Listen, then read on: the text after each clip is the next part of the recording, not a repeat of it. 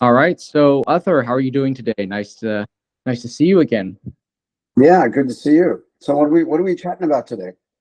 Good to see Well, you let's again.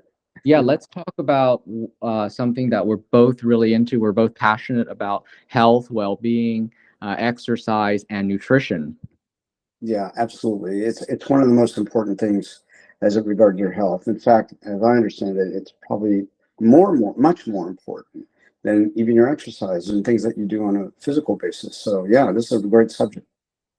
Yes, I think, and my I had a trainer in the past, several trainers, coaches, and everything, but they all would say the main battle is nutrition. If you get your nutrition right, everything's gonna fall into place. What do you think about that statement? Yeah, there's an issue. One thing I dive into about this in terms of getting it right. Um, there's maybe a sense that there has to be some sort of perfect diet. There have been diets that people have talked about for generations, and there's this diet and that diet. You're not far from the Mediterranean. You have the Mediterranean diet. But yes, I think whether you achieve so-called, perfect diet or not is probably not the point. It's about eating healthier and having generally good habits. That's what I would say about it. Or like a sustainable way of eating, of being, right? Because some people, they'll go on these diets and they're good for a month or two, and then after that they see the results, and then they're back to binge eating, whatever. You can't do that. You have to have a diet that is sustainable, that you can just really, it's a like a lifestyle change, that you can maintain. Yeah, that key point you made about sustainability is important, very important. It's hard to, unless you're able to sustain something, you know. And when I say sustainable, it has to be stuff that you generally enjoy, right, and is good for you. Like, like there are people, they'll go on these diets that they know are good for them, but they don't really like it. Yeah. And that's not sustainable, because if you keep doing something you dislike, at some point you're just going to kick yourself out of it. You're going to say, I'm done with this. So yeah, I think the idea of sustainable is important, but you also have to kind of like it while it's being good for you. And so find those things that you can enjoy, but are also better and healthier for you. Yeah, a lot of people were surprised for how long I've been able to go without eating refined sugar. And I would say that one of the most or the best advice I would give to somebody, or at least my favorite advice, okay, I'm not going to say the best, but my favorite advice to give people when it comes to eating is don't eat refined sugar, or just really minimize your refined sugar intake, which is cakes and cookies and desserts and things like that. um, I mean, what do you think about this idea of eating less or nearly no sugar? It's hard to argue against that. The question, I think, for many people is, how do they how do they kick themselves out of a habit? Yeah, and so one of the things, as you, I'm sure you kind of looked into this, is that sugar has a very similar way of reacting within the body. Oops, what was that? Similar in the body as, say, drugs or cocaine. Hmm. Oh, And it's very so we have addictive. to sort of get ourselves out of the habit of it.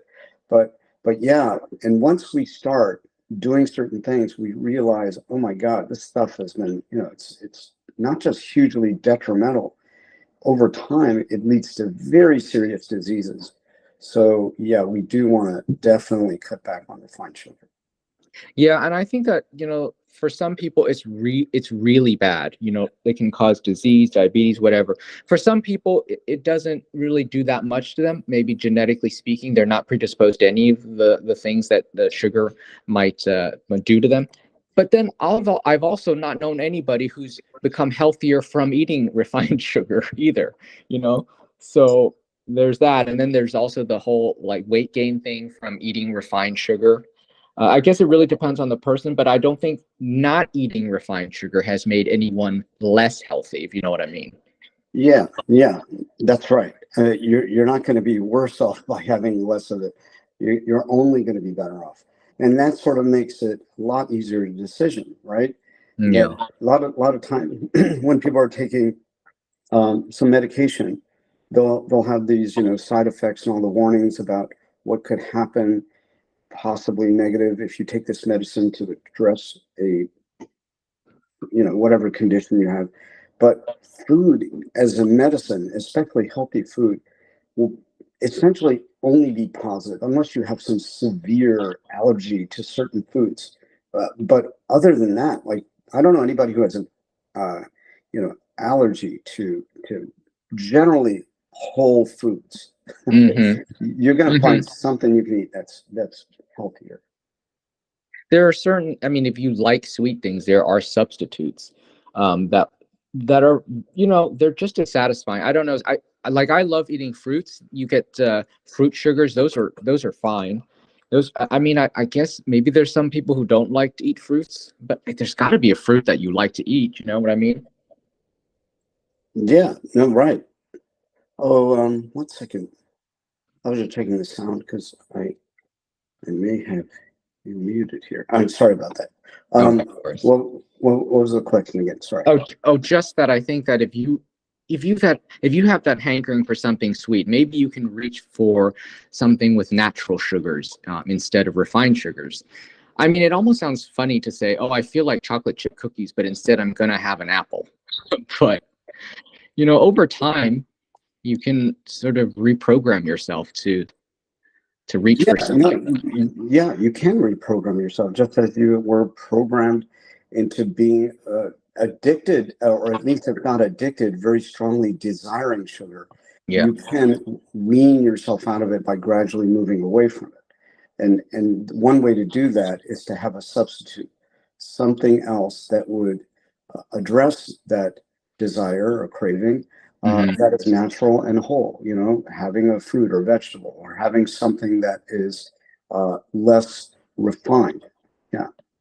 Well, the need for a substitute arises from the fact that we were programmed from a very early age to want to consume sugar because sugar is it's solace, sugar solace, right? Or it's celebratory. You think back to when we were in elementary school, or even today our celebrations as adult. We always think of when we it was those celebratory moments involving dessert. So why is that? It's because we are conditioned to think that happiness involves things that are sugar. You don't go to a wedding and you're going to be served a wedding cake, right? You're going to have a birthday cake. You're not going to have a birthday, I don't know, what's Fruit what's a salad. substitute, right? A birthday A salad. birthday Blow fruit out the salad. candles, right? Yeah.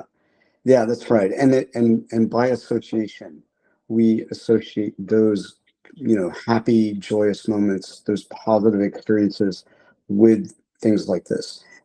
And of course, there's a sugar rush. Like, technically, you're actually getting a little bit of a kind of a surge or boost in energy, and that's what sugar and carbohydrates in general provide. They provide energy. And when you have a concentrated amount of that in your system, you're like, whoa, that's great. So you do feel that. And the endorphins kick in and certain things kick in, and you start to think, wow, this is pleasurable. I want to keep having more of this. But it's also Yeah. hugely detrimental. Yeah. And our brains are very wired for this whole reward system thing where we want it because it feels good, and made worse by the physical affirmation of it being that, oh, you did well, here's a treat. We do that with our kids, right? Here's a treat, have a candy. We're not giving them, here's a treat, here's a piece of celery. You know what I mean? And so these are the kind of messages we send to people at a very young age, that sugar is a good thing, sugar is a reward, and I think that's why we continue to have this problem with sugar. Yeah. Well, I think there's two aspects to the psychology of it also. One is that we think there's a certain degree of responsibility each person has, that, who can make that decision. It's like, I choose to eat this, or I choose to eat that. But we also know, in the world we live in today, that there's huge amount of actors, we'll say, call them, individuals or Yes. organizations or institutions that are driving your decisions, whether Ah, it's yes. advertising, whether it's, conditioning from a young age when you're children, uh, exposure to whatever's convenient because, for economics, there's all of those things. And so those influences are also very strong. Yeah. I don't like to put entire, fully, 100% blame on the individual. I think there's a lot of responsibility individuals should take, but also we have to recognize there's a lot of other things happening in society that drive us in that direction. That's right. There are messages coming to us. There's the brainwashing, I suppose, coming to us. So how did you Yeah. fight that? How did you Huh? fight the brainwashing? Well, for many years, I had a lot of sugar. I would have sugar 3, 4 times a day. I would have dessert. It was just getting ridiculous. And then the minute I quit, uh, I I just felt so much better. I mean, if you guys are wondering what are some, tangible, palpable benefits of not having sugar, I mean, a lot of people will tell you, and I agree, which is that if you don't get sick as much, and if you do, you get over it, you get well quicker, you have more energy. You don't have these energy crashes throughout the day. All of these things, they will bear out for you as they did for me. So was there a particular moment or point where you said, that's it? Or was it a gradual change for you? Yes, there was a particular moment, which was that I was eating so much sugar that it was getting hard for me to get up in the morning. It was just really hard to wake up. Hmm. It was I just probably had too much the night before, probably. So you can imagine like low sugar, low blood sugar, whatever in the morning, and it was just getting bad. So finally I'm like I'm gonna quit sugar, and that's it. No looking back. Now that said, once in a while I'll still have a little bit of refined sugar. Maybe, like if I'm at a restaurant with a bunch of people and everybody's having dessert, I might just have like one bite of something, and that's it. I won't even order my own dessert. It's yeah. Oh, okay. But I'm not as strict as I used to be, but I still would say I'm like 95% sugar free, 95, 98% sugar free. That's amazing. Yeah.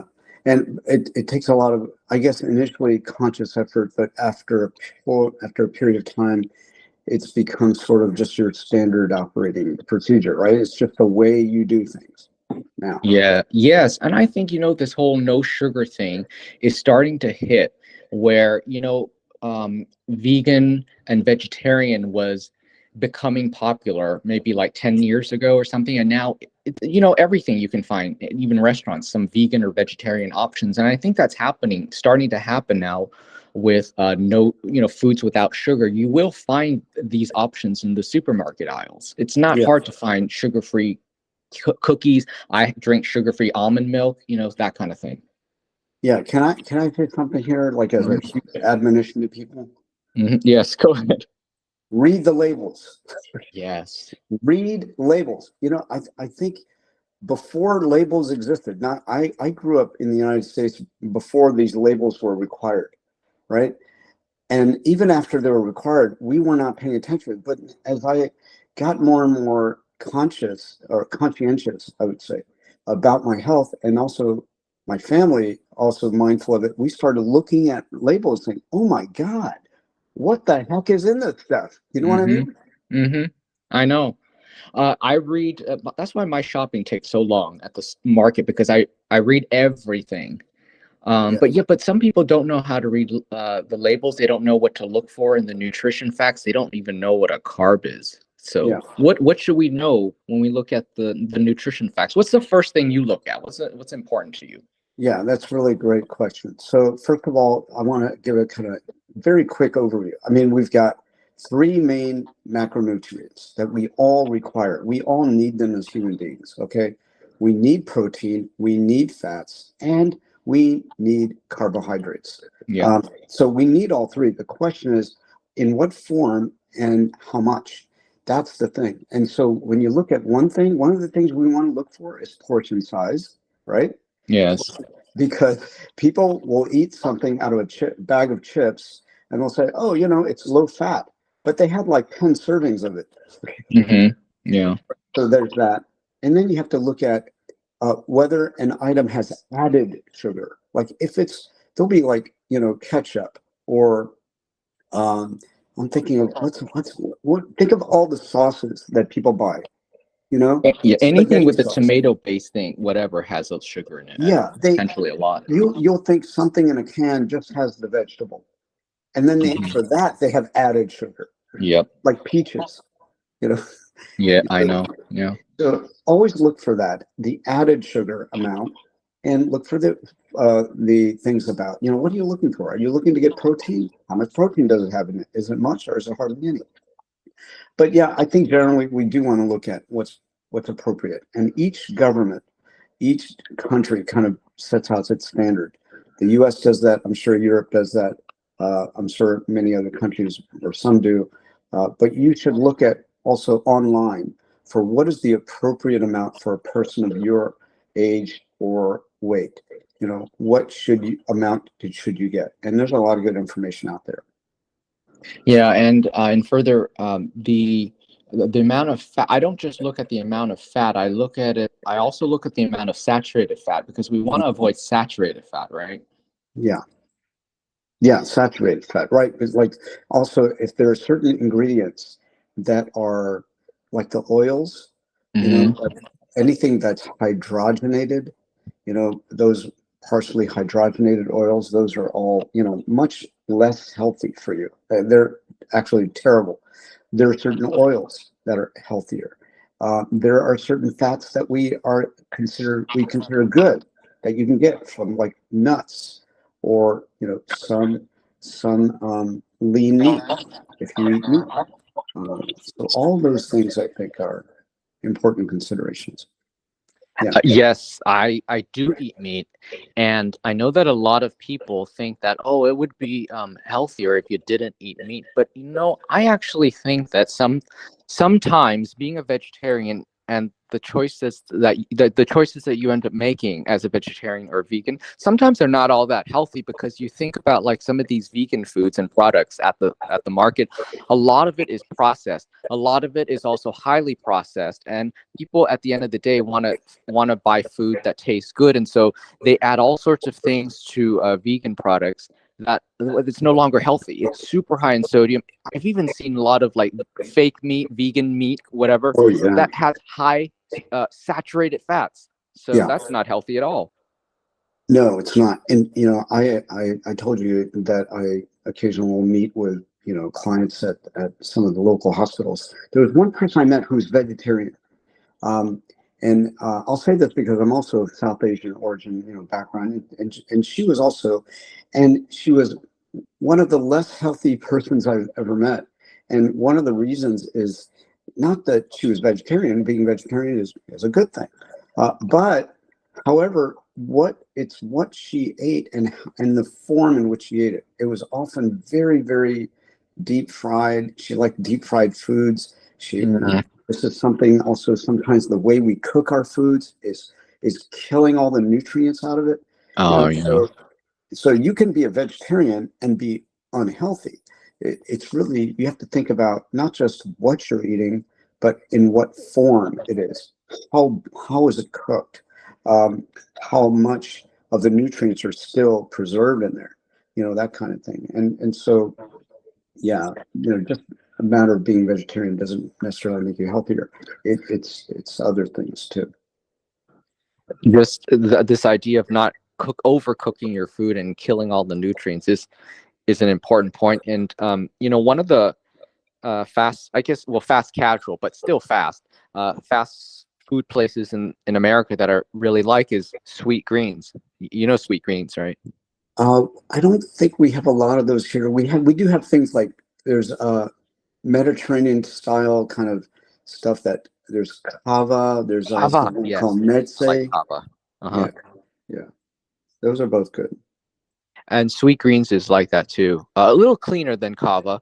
Kava's acceptable, but Sweet Greens is good because a lot of it is fresh produce. Yeah. Um, so I like that very much. And you can get like quinoa and those ancient grains like that, unless you have a wheat allergy, I suppose. But yeah, I like. And some people kind of go in between, instead of going someplace like kava or medse, they like instead of going, well, it's better than going to McDonald's. Okay. Yeah. We're using brand names here now, might as well. But like fast food in general is, we know, is unhealthy. And even although some of these fast food places are trying to give healthier options, they know, and they're getting into now other areas where I think Chipotle at one point was owned partially by McDonald's. So Hmm. Chipotle started to take off. But there was a new thing going on with, I don't know if you saw it about McDonald's. They're doing some like experiment of 10 restaurants that is competing with Starbucks. I Uh, didn't know about that. This yeah, is like currently.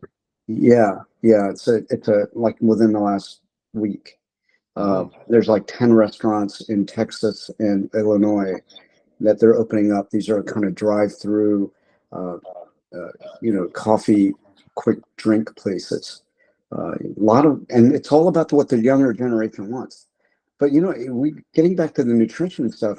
One of the things I see in the younger generation, because I have children who are of that generation, they'll go with their friends and they get coffees, they get bubble teas and stuff, and they go for that stuff. But it's still, a lot of these drinks are just full of sugar. it's just sugar water. It's huge amounts of sugar. Yeah. They're not necessarily I mean, these companies are not gravitating towards that because of their health things. They're gravitating towards that because that's what some kids want. Instead of Hmm. going, to fast food places and getting burgers, they're getting drinks. And Interesting. so, but it's also lots of sugar. And you're really mainlining sugar when you consume those drinks. Yeah. Um, Explain term mainlining. Yes, we know what that means. you just inject it into your veins. You're Yeah, just it's like, injecting it yeah, directly. Yeah. yeah, Um, the thing of it is that we can say, we can say yes, we should eat the healthy foods, all of that, and people might even know it. But the American lifestyle is such that we're just so busy. We just want fast and convenient. And I think that the way to get people to eat healthy food, number one, is to make it more accessible and more convenient. Because if it takes too much time, then Americans are not going to eat healthfully. If it costs too much, they're not going to eat healthfully, right? Everybody wants fast and cheap. So which is the success of fast food, fast and cheap. So if you can make healthy food fast and cheap, then maybe people will switch to healthy food. yeah. But you know what? What's the irony? And it's the irony and the paradox of nutrition and health for hundreds of years. And Okay, this is what the is it? truth. The truth is that the more economically successful people get, Yes. the less healthy they eat. So whether we're talking about What? kings, Really? well, think I about didn't it. know that. Okay. Well, I'm talking about in general, not Okay. individually. Okay. In general, when you're talking about populations of people like hundreds of years ago, the Hmm. people that ate healthier were the serfs. They I were see. the Yes. people who were the poor people Yeah. because they ate what was coming out of the ground. What Hmm. did you think King Henry, Henry VIII ate? Right. I Yeah. mean, That's there what was a reason gout he was a rich became what person's he became. disease. Yeah. He just ate everything he could, and it was available and accessible, and it was cheap for him. Mm. But for people who are trying to live modestly, they get what's accessible. Now, what happens sometimes is the opposite, right? People who are less economically well off are gravitating. I can't speak. They're moving towards, Hmm. gravitating towards cheap and unhealthy products, Uh, packaged, right? yes. Yes. So that's sort of what's happening now. But look at it on a global scale. Countries that are becoming, better off now, China, others, Mm. they're eating like us. They're meaning us Americans in general. Hmm. Americans with an unhealthy diet, and they're becoming less healthy now because of the nature I of how see. they're consuming certain foods. Yeah, but with fast food. Fast food, yeah, Yeah. convenience, all that packaged. See, I don't know how it is. I don't know, like in the culture more in the East Coast, if people are like this, but I feel like in the West Coast, California especially, um, if you a lot of people who if you grow up in a upper middle class family, you're wealthy, you tend to eat better. If you become very successful, you tend to eat better. I feel like that's how people are in California. They're mindful of their health and their eating, because wellness and well-being is so central to what California is all about, really. And that has, if you will, has been exported to other parts of the United States. Hmm. Virginia, where I generally am, in the East Coast, certain areas of the country are becoming more and more health conscious. Uh, but yeah, if you go an hour or 2 hours outside the city, where people don't have access to, a lot of food choices and a personal trainer or gyms or recreational facilities, they're just like they're not eating healthy. Hmm. One of the places in the United States that are the least healthy are places like the South, Hmm. in Alabama and Mississippi and parts of Louisiana. They're very unhealthy, and I, I'm not sure exactly if the economics completely explains all of that, but yeah, that's part of it. And places that are generally better off, they have a lot better choices. They're more informed about the consequences of their choices. So yeah, it's all there. Part of Sure. the I think, yeah, certainly education plays a big role in people's choices. And also, I think that the foods of the South tend to be heavier in general, and fried, and butter, and lard. And I think that a lot of people think just because you're from that region, you need to eat the food of that region, but really you don't. You just eat what either you want to eat or you feel like you should eat. But again, that comes from education and exposure. And for certain people who don't have either of those, and they're just going to eat whatever is the local way of eating. Yeah. Well, you know what? And this is a quick way to kind of maybe segue into a topic I wanted to touch on. And that is, one way that we can address this, and it seems really, really like maybe facetious to say this, or maybe obvious, or maybe I'm just kind of being sarcastic. I'm not, is to not eat. Now, what do I mean by that? Because the idea of intermittent fasting has really taken off over the last decade or so, Hmm. from this one particular guy you may have heard of, and he's popularized it. But one of the things that he has done is collated a lot of research on the nature of fasting and how fasting improves us physiologically and health wise. And fasting is not like just starving. That's not what fasting is. All of us fast already, every day. Every single one of us already fast. Between the time that you have your last meal in the evening and when you wake, whenever you have your first meal the next day, that's a fast. That's a fast. But what intermittent fasting does is they lengthen the amount of time during which they're not eating. So their first meal of the day might be lunch or a late lunch, right? And so that they have seen and have documented lots of clinical research to show that that has been beneficial. So yeah, we can also make certain choices about the timing of our foods. That also is going to have great benefits on our health. And it's not just not eating; it's changing when you're eating. And when you do that, you don't necessarily have these massive meals. You just Hmm. you start to think better in terms of the association with food and hunger. What do you And think? so, and so you're saying after dinner, you don't eat until the next day around, lunchtime. So you're skipping breakfast, right?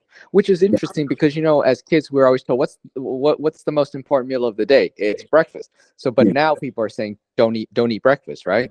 They're saying it's quite healthy. In fact, I looked into this for a while, maybe not too long ago, and the very idea of what we call three squares a day, three square meals, meaning Yes. a meal, in the morning, in the afternoon. That's a human invention. Like Okay. we did not evolutionarily have that. Hmm. Like, oh, okay, we got out of our cave and say, time for breakfast. Oh, No, I see. It was whenever food was available. exactly. And Hmm. so a lot of these were. modern, when I say modern, in the last few centuries, inventions, human man-made things that we sort of said, okay, this is what we do. But as far as what our body needs, we think about it that way. They say, oh, we ate when we needed to, and when we felt the the desire to eat, not just desire, but when we needed to, and also we would eat when it's accessible. But what happens now? Food's always accessible. That's right. There's no like there was before this natural on off switch. I suppose now it's just on all the time. Yeah, you see food. What's that? What's that diet? What's that joke? Oh, I'm on a seafood diet. Oh, whenever I see food, Oh I eat yeah, it. yeah. Yeah, Right, that's true. Yes. How and many times have we said you better take this away, otherwise I'm gonna finish the plate, and yeah, you're full already, but you yeah. keep eating. So what we're doing in the intermittent fasting scheme is we're reassociating the sense of the need for food to actually eat. And first we do it consciously. Say, I am not going to eat until 1 or 2 o'clock in the afternoon. That's my first meal, or whatever. It could be 11 a.m. It doesn't matter. Maybe you have an early dinner the previous day. That's a good 16 to 18 hours that you're not eating. And then during the time that you're eating, you say, I'm only going to eat between that and this time. And after that, I'm not going to have anything caloric. Mm-hmm. You could consume stuff, but not caloric. You can consume what? You could consume water. You can have Oh, tea. water. Okay, You can have liquids. coffee with no milk or sugar. Right. Mm-hmm. Mm-hmm. That Nothing with any calories. Okay. exactly. Yeah. Okay, but what if you're trying to bodybuild, you're trying to build muscle, because a lot of us we're trying to build muscle, and we are told that if you don't eat, your body's going to consume the muscle that you just built, and it's eating your muscle. So then you don't gain muscle, you don't get bigger. So what about that? That's false, Okay. because that's not the first source that Mm-hmm. your body is going to go to for energy. The first source your body's going to go to for energy is the carbohydrate storage, Mm-hmm. not your fat, not your protein source. Then the second source after your carbohydrate available carbohydrates are used for energy, metabolized. Then it looks for where's the available fat, right? Mm-hmm. And then only then, and by the way, our fat storage has to be kind of unlocked.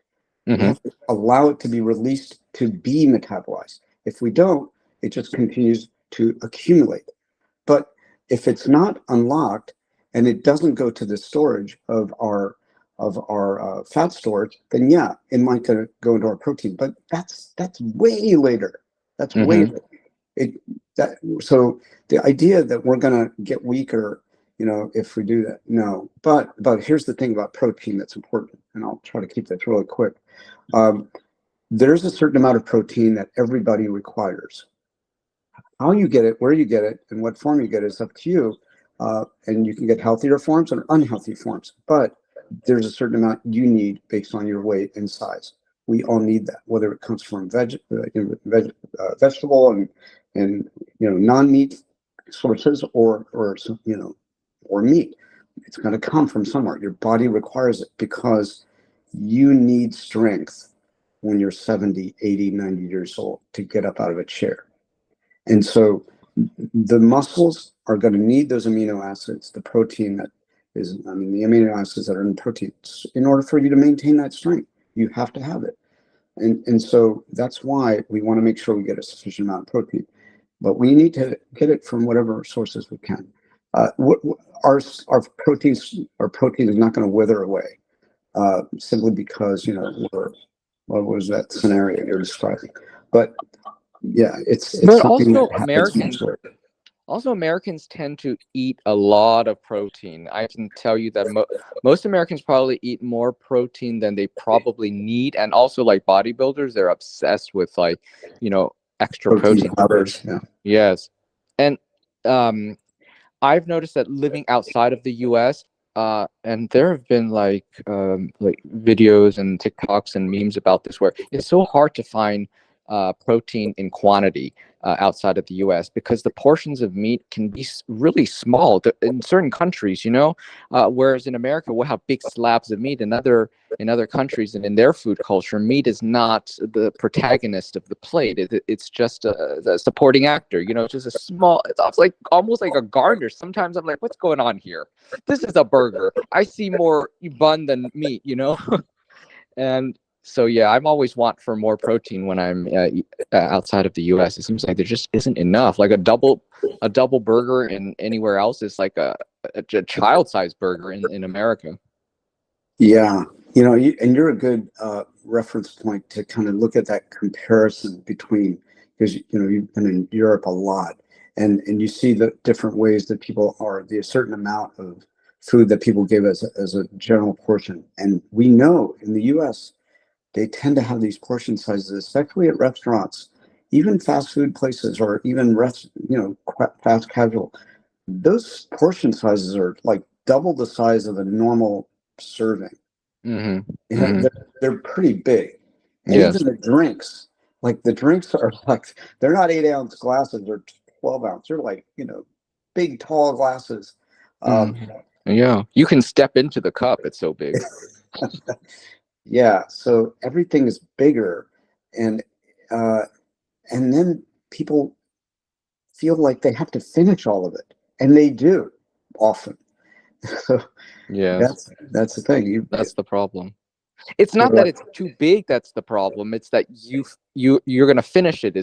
See, I actually don't think that that's a bad thing when people complain. Oh, why are the portion sizes so big in the U.S.? I'm like, hey, come, what are you talking about? That's value. That's a dollar for what is it? A dollar for money.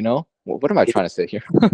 Yeah. It is yeah, it is less expensive here because there's such an abundance of food producers here. Yeah. We're not getting well, we are getting some fruits actually. I'm amazed because we get fruits all season, no matter Yeah. what fruit. Yes. You're like, Yes. where are these cherries coming from in January? And you're like, oh, this is from Chile. you know, it's from South America. Or how come we have mangoes right now? Now, I'm not going to buy mangoes in January. Mm-hmm. Um, I'm gonna buy them when they're in season, at least in North America Mm-hmm. or parts of North America, like the Caribbean.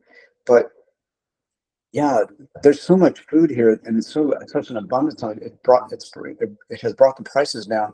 But maybe inflation now is not such a bad thing. Maybe there's a good segue to inflation. I know we're kind of touching on that in our previous conversation, but yeah, now that people are saying, "Oh, that's expensive," now they're making maybe smarter choices about food. I don't know. I think that the abundance in the U.S. certainly enables you to make good decisions. Just going to the markets in the U.S., I can say that there is such a great selection of produce. I mean, you're not going to have just one selection of broccoli. You have four or five. Whereas, like, Yeah, I mean, I will shop at markets here in Italy and Southern Europe, whatever. I go to the best markets and there's one selection of broccoli and it's okay at best. So it's like yeah. you just can't believe how good it is in the US until you shop in other countries where you go to the best supermarkets and it's still lacking abundance. Hey Ben, So can I ask you a question? So, yes, when was the last time you were stateside? Like, this was, well, almost 3 years ago. okay, Yeah. um, were you on the East Coast at all? When was the last time I was in the East Coast? Yeah. It's probably like the summer before the pandemic, the summer Okay. before the pandemic, my usual, So, journey to the East Coast for the summer. so there's this chain of grocery stores Hmm. that are now prevalent in much of the Northeast, and it's starting to move further south. But it's definitely been in Virginia for a long time. It started out in New York, and these are like the little.